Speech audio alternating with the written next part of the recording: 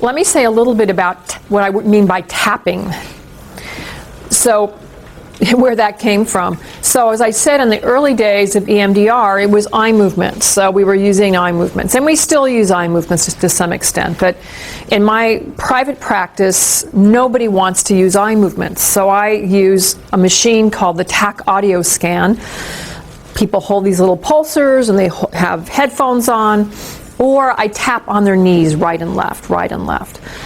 I have a light bar in my office. Nobody wanted to use it over time, so I just put it away. It's there if anybody ever wants to use it. But we're finding that other forms of bilateral stimulation work just fine, and you can cross your arms like this and tap on either shoulder. This is called the butterfly hug.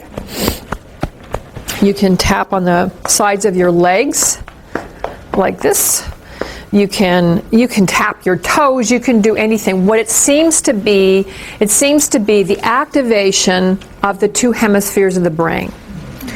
We don't really know what is going on with EMDR or this resource tapping.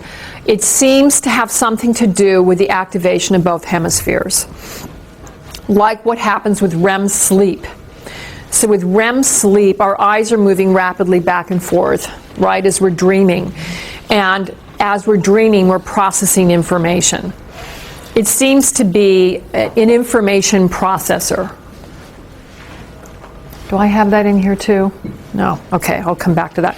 So some of the theories, I'll just say some of the theories about what's going on with this is that the first one, as I mentioned, about what seems to be going on with EMDR is this whole idea that it's like REM sleep. And what's interesting is even when we're tapping, like people have their eyes closed and they're getting auditory stimulation or tactile stimulation, their eyes are moving rapidly under their eyelids. Often, and you might even see that in some of my videos, their eyes are going. So there's something with the eye movement, but also I think just the stimulation of both hemispheres seems to activate a processing effect. The other idea, so that's one idea, is that it has to do with the activation of both hemispheres. It sets off some kind of a processing effect. The other is that there's something about the rhythm. And Bruce Perry at one of the EMDR conferences posited this theory as to what he thought was going on. He said that in cultures all over the planet, they use drumming and dancing, right? You see this Aboriginal cultures, African cultures, you get drumming and dancing. Native American cultures in this country. So he said what he thought it was it had to do with the rhythm. He thought it had to do with the rhythm. So he said that when the fetus is in utero, it's floating in an environment of safety. At the same time, it's hearing the beat of the mother's heart, right? The rhythm. So that the beat, the rhythm, gets hardwired into the nervous system paired with comfort, right?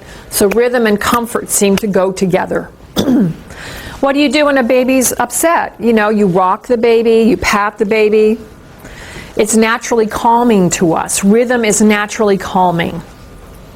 So he said that what happens, he thought, with EMDR was that we're activating the base brain and the midbrain with the trauma images, and then we're pairing it with the rhythm, which is naturally comforting. And he said he believed that then we're short-circuiting the nervous system. We're short-circuiting the trauma response. You can't have an activating and a calming response at the same time, so it does this reciprocal disinhibition thing where because you can't be activated and calm at the same time, they cancel each other out and it just calms you down.